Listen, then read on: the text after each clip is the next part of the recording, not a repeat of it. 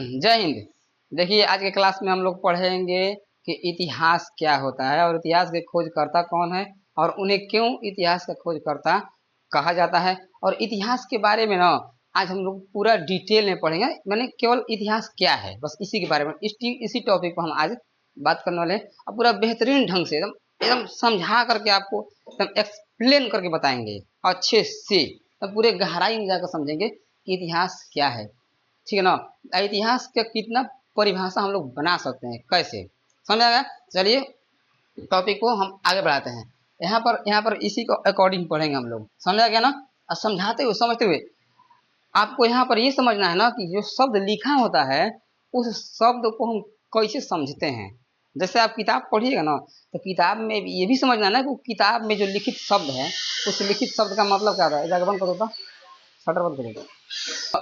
उस लिखित शब्द का मतलब क्या है हम लोग एकदम बढ़िया से मैंने आपको सिखाएंगे कैसे समझते हैं। देखिए यहाँ पर लिखे हैं इतिहास, इतिहास को इंग्लिश में बोलते हैं हिस्ट्री। और देखिए ये जो वीडियो है ना, ये वीडियो क्लास स्पेशल मतलब कि सिलेबस जो है क्लास 6 का है। अब क्लास 6 से लेकर के क्लास 12 तक के विद्यार्थी इस वीडियो को आराम से देख सकते हैं।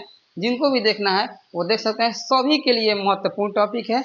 इस टॉपिक में हम लोग इतिहास के बारे में डिटेल में पढ़ेंगे। आप लोग बने रहिए अंत तक, देखिए इतिहास के बारे में आप शायद ही पढ़े होंगे। चलिए तो इतिहास को इंग्लिश में हिस्ट्री बोलते हैं, आप सबको पता होगा। देखिए इतिहास का पिता कहेंगे, ठीक है, या जनक बोल देंगे। पिता उन्हीं को बोलते हैं जो जन्म देते हैं, तो इतिहास का जो जन्म दिए हैं उन्हीं को बोलेंगे कौची पिता, या उन्हीं को बोलेंगे जनक, या उन्हीं को बोलेंगे खोजकर्ता। जिन्होंने इतिहास को खोजा है उन्हें बोलेंगे कौची हेरोडोटस। ऐसे इतिहास को खोजने में बहुत सारे वैज्ञानिकों का महत्वपूर्ण भूमिका रहा है, लेकिन हेरोडोटस का सबसे महत्वपूर्ण भूमिका है। इसीलिए हेरोडोटस इसीलिए हम लोग क्या बोलेंगे कि हेरोडोटस को क्या कहेंगे, इतिहास का पिता कहेंगे, क्योंकि इनका महत्वपूर्ण भूमिका रहा है। अब सवाल ये उठता है ना, देखिए अगर आपसे पूछेगा कि इतिहास के पिता बोलिए, इतिहास के पिता हेरोडोटस, इतिहास का जनक हेरोडोटस, इतिहास का खोजकर्ता हेरोडोटस, ऐसे आप बोल बोल के पढ़िएगा तो आपको याद हो जाएगा। ठीक है, फिर से इतिहास का खोजकर्ता हेरोडोटस, इतिहास का पिता भी हेरोडोटस, इतिहास का जनक भी हेरोडोटस। अब सवाल ये उठता है कि इतिहास का खोजकर्ता हेरोडोटस को क्यों कहते हैं, समझेगा ना। इतिहास का जो खोजकर्ता हुए, आखिर हेरोडोटस के अंदर क्या है, उन्होंने क्या किया है इतिहास के बारे में कि उन्हें इतिहास का पिता कहा जाएगा, उन्हें हिस्ट्री का फादर कहा जाएगा।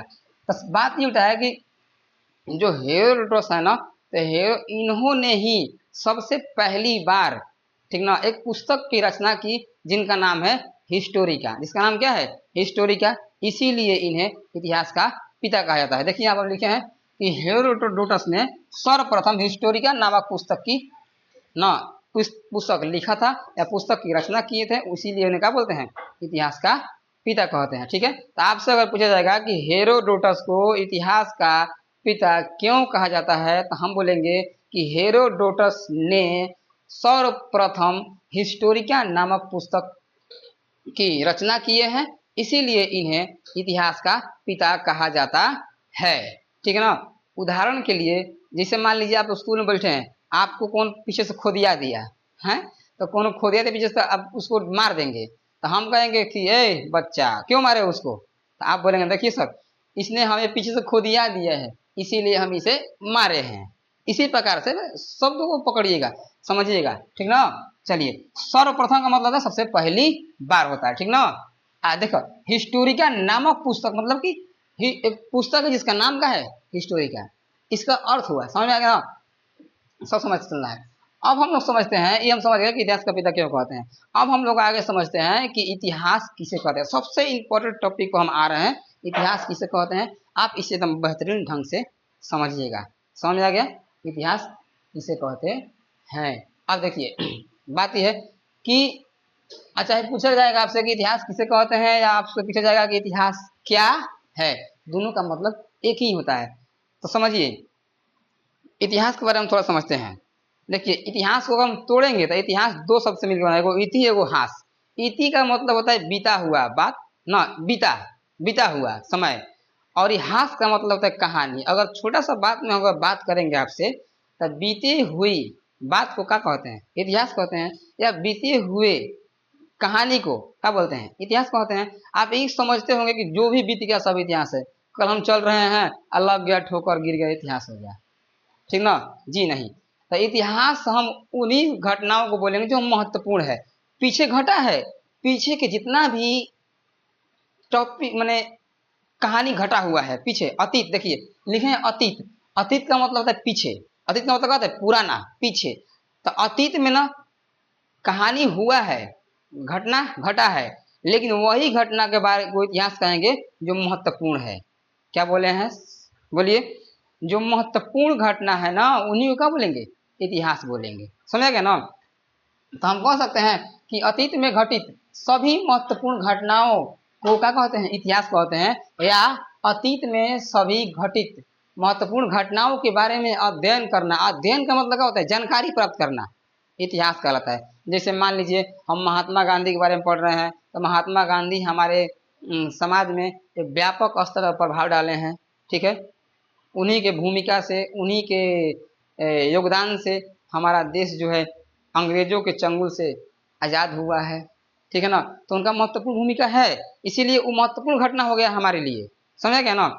तो और भी इसका बारे में जानकारी प्राप्त करते हैं थोड़ा सा। इतिहास को क्या बोलेंगे? कि अतीत में घटित हुए सभी महत्वपूर्ण घटनाओं को क्या बोलते हैं?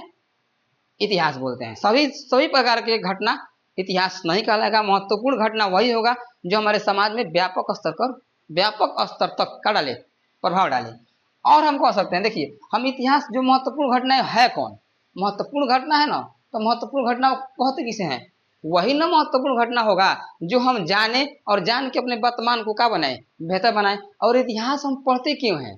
इतिहास हम पढ़ते इसीलिए हैं ताकि इतिहास को पढ़ करके इतिहास में क्या गलतियां हुई हैं उन्हें हमें नहीं करना है, या इतिहास के जो लोग हैं, इतिहास में जो लोग हैं कौन सी नीति अपनाए हैं कि उनका अधिक नाम हुआ है और वो अधिक व्यापक स्तर तक अपना नाम बना पाए हैं, तो उसी प्रकार से हम भी करके अपने वर्तमान को बेहतर बना सकते हैं। तो इस बात यह है कि इतिहास को हम इसीलिए पढ़ते हैं ताकि इतिहास को जान करके और अपने हम वर्तमान को क्या करें? बेहतर बनाए। तो इसलिए इतिहास पढ़ना थोड़ा जरूरी हो जाता है। समझा गया ना?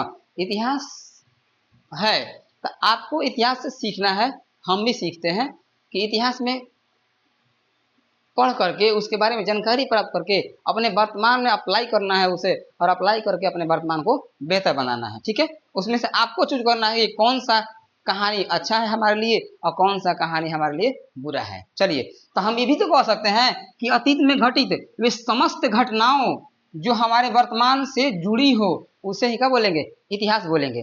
इस परिभाषा के अनुसार इतिहास वही कहलाएगा, वही कहानी। देखिए इतिहास कहलाता है कहानी जो पीछे जा चुका है उसी को बोलते हैं, लेकिन वही कहानी इतिहास बनेगा जो हमारे वर्तमान से जुड़ा हुआ है, जो हमारे वर्तमान से क्या हुआ है?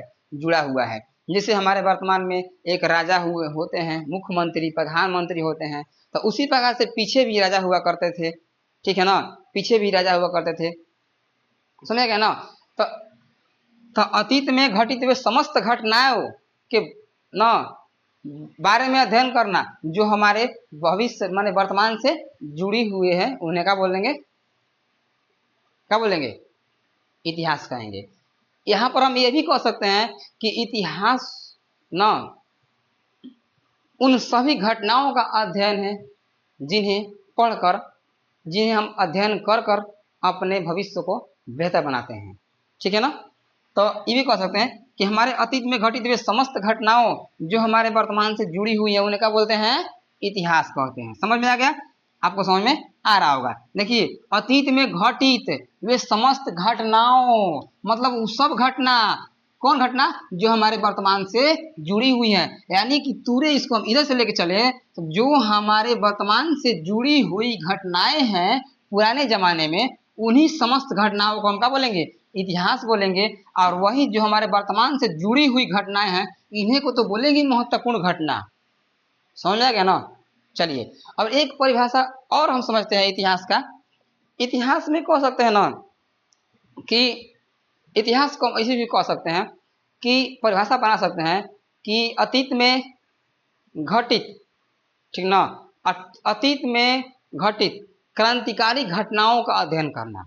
अब क्रांतिकारी देखिए हम लिखे यहाँ पर कि अतीत में घटित, ठीक है ना। यहाँ पर लिखे हैं अतीत में हुए क्रांतिकारी घटनाओं, जो अतीत में पुराने जमाने में जो क्रांतिकारी घटना हुए हैं या क्रांतिकारी परिवर्तन हुए हैं उन्हीं को इतिहास कहते हैं। इस सबसे देखिए इन सभी परिभाषा में इस सबसे प्रभावी परिभाषा ये होगा और उससे भी परिभाषा प्रभावी ये होगा, क्योंकि इसी को तोड़ दिए हैं थोड़ा सा बीच में, मैंने थोड़ा गहरा कर दिए हैं कि अतीत में हुए क्रांतिकारी घटनाओं के बारे में अध्ययन करना इतिहास कहलाता है। अब क्रांतिकारी घटना का होता कौन सा है, तो हमारे समाज में घटता है सामाजिक घटना। जैसे में पहले जब पुराने जमाने में बाल विवाह होता था, सती प्रथा होता था, इस माने पुराने जमाने का समाज कैसा था और आज का समाज कैसा है। पुराने जमाने के आर्थिक का मतलब पैसे से संबंधित न धन से संबंधित है। उस जमाने में जो साम्राज्य हुआ करते थे उस जमाने में आर्थिक का मतलब होता है कि उस जमाने में कितना माने उनके पास कितना डेवलप था, उसके पास कितना धन था, इसके माने। और राजनीतिक मतलब राजनीति से जुड़ा हुआ, राजनीति मतलब उस समय के प्रशासनिक अधिकारी कैसे होते थे, राजा कैसे होते थे, राजा का काम क्या होता है, प्रजा का सेवा कैसे करते हैं, ये हो गया राजनीतिक समझ में। और सांस्कृतिक मतलब होता है रीति रिवाज, उस समय के लोग कैसे रीति रिवाज को फॉलो करते हैं, कौन से देवी देवता का पूजा करते हैं, कौन सा मंदिर का निर्माण कराए हैं, इन्हीं सभी को बारे में पढ़ना है। और स्पेशल अगर बात करें तो अतीत में घटित, हम कह सकते हैं कि अतीत में घटित न राजनीतिक, सामाजिक, आर्थिक और सांस्कृतिक घटनाओं के बारे में अध्ययन करना ही इतिहास कहलाता है। और ये सबसे महत्वपूर्ण परिभाषा हुआ। क्यों परिभाषा हुआ महत्वपूर्ण, ये भी हम साबित करेंगे आपके बीच, क्योंकि बताते हैं आपको कि जो अगर हम मान लीजिए अकबर के बारे में पढ़ेंगे तो अकबर के बारे में इतिहास में यही पढ़ाया जाता है कि अकबर के बाद समय समाज कैसा था, कौन कौन से समाज में रूल रेगुलेशन थे, ठीक है ना। अकबर के समय जो समाज है उस समाज में कितना प्रभावी समाज है और उसके कितना डेवलप समाज था, ठीक ना। और राजनीतिक में समझेंगे कि अकबर के समय कहाँ से कहाँ तक उसका सीमा हुआ करता था और उसमें किस प्रकार के प्रशासनिक अधिकारी रहते थे, राजा अपने नीचे कौन कौन से प्रशासन को रखे हुए हैं, इन सब के बारे में पढ़ेंगे। और उस समय के राजा तो जो थे किन किन मंदिरों के बारे में बात करते हैं, किन किन मंदिरों का माने किन किन संस्कृतियों का प्रयोग करते हैं, अकबर के बारे में यही सब पढ़ेंगे कि अकबर के समय समाज कैसा था, उसके पास पैसा कितना था, उसका प्रशासनिक अधिकारी कैसे थे और उसके पास रीति रिवाज क्या था, यही सब पढ़ेंगे और उनका अकबर का कहानी समाप्त हो जाएगा। समझ गए ना। तो आखिर हम तो इतिहास उसी को ना बोलेंगे जी कि इतिहास वे अतीत में घटित सामाजिक, आर्थिक, राजनीतिक एवं सांस्कृतिक घटनाओं के बारे में अध्ययन करना या के बारे में जानकारी प्राप्त करना ही क्या कहलाता है, इतिहास कहलाता है। समझ में आया है। तो हम लोग इतिहास के बारे में थोड़ा बढ़िया से समझ गए ना कि इतिहास क्या है। देखिए आपको पढ़ना है ना तो आप पढ़ते समय थोड़ा ध्यान से ना गहराई में जाकर के समझिए चीजों को, समझ गया ना, रटिए मत। और हम देखिए यहाँ पर भले हम लिखे हुए हैं लेकिन आपको क्या करना है, इसको पढ़ करके समझ करके आप इसे इसी आधार पर अपने भाषा में अपने बुक में सॉरी अपने कॉपी में नोट्स बना सकते हैं, ठीक है ना। तो ये स्पेशली 6 से लेकर के 12 क्लास के लिए स्टूडेंट के लिए महत्वपूर्ण वीडियो है, ठीक ना। और सभी एग्जाम के लिए हेल्पफुल रहेगा। समझ आ गया। तो आपको इतिहास के बारे में अच्छे से समझ में आया होगा। एक बार पूरा रिवीजन कराते हैं कि इतिहास क्या है। देखिए इतिहास का पिता हेरोडोटस इसीलिए कहते हैं क्योंकि इन्होंने हिस्टोरिका नामक पुस्तक की रचना की थी सबसे पहली बार, ठीक ना। इतिहास अतीत में घटे सभी महत्वपूर्ण घटनाओं को इतिहास कहते हैं। एक और परिभाषा बना सकते हैं कि अतीत में घटित वे सभी महत्वपूर्ण घटना जो हमारे वर्तमान से जुड़े हुए हैं उन्हें क्या बोलते हैं, इतिहास कहते हैं। और इतिहास को अध्ययन करके हम अपने भविष्य को बेहतर बनाते हैं, ठीक है ना। और आगे बढ़ेंगे तो कहेंगे कि अतीत में हुए क्रांतिकारी परिवर्तनों या क्रांतिकारी घटनाओं को इतिहास कहते हैं। और क्रांतिकारी घटना और क्रांतिकारी परिवर्तन किसे कहते हैं, तो समाज में हुए सामाजिक, आर्थिक, राजनीतिक और सांस्कृतिक परिवर्तनों को क्रांतिकारी परिवर्तन कहते हैं या क्रांतिकारी घटना कहते हैं। तो हम ये भी परिभाषा बना सकते हैं कि अतीत में घटित सामाजिक, आर्थिक, राजनीतिक और सांस्कृतिक घटनाओं के बारे में अध्ययन करना ही इतिहास कहलाता है। तो आई होप ये वीडियो आपको समझ में आया होगा और अच्छा लगा होगा। अगर समझ में ठीक है। अगर आपको कोई इस वीडियो को देखने में कोई दिक्कत हुआ हो, हमसे कोई मिस्टेक हुआ है, तो आप कमेंट बॉक्स में हमारी मिस्टेक और आप क्या चाहते हैं ये भी कमेंट करिएगा, ताकि अगले वीडियो में इसे सुधार करके और अच्छे से आपके बीच अच्छे अच्छे टॉपिक को प्रस्तुत करें। और आपको जो भी टॉपिक पढ़ना है ना, एक बार हमारे कमेंट में लिख दीजिएगा कि सर ये वाले टॉपिक के बारे में वीडियो बनाइए, एकदम बेहतरीन ढंग से उसको एक्सप्लेन करके बताएंगे। चाहे आप किसी भी टॉपिक के बारे में कमेंट कर सकते हैं, आप करने के लिए बिल्कुल स्वतंत्र हैं। ठीक है, उस पर वीडियो बना देंगे आपके लिए। ठीक है, तो आपको समझ में आया होगा। मिलते हैं अगले वीडियो में, तब तक के लिए जय हिंद।